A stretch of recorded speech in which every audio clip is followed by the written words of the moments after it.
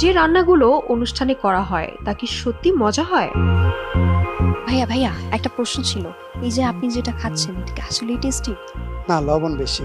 ও মাই god, লবণ বেশি! দেখছেন দর্শক, এগুলাই হয়।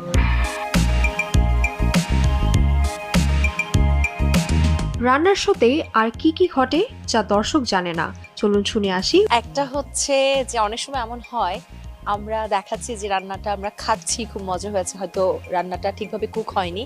অন্যতম কারণ হচ্ছে একটা সময় থাকে, ধরেন কোনো একটা লবণ দেওয়ার শট মিস হয়ে গেছে, আবার লবণ দেন, না না এবারও ধরতে পারিনি ফ্রেমে, আবার লবণ দেন, টেস্ট কেমন হবে? প্রথম কথা হচ্ছে ক্যামেরার পেছনে আমাদের প্রিয় ডিওপি কে দেখতে পায় না, ডিরেক্টরকে দেখা যায় না।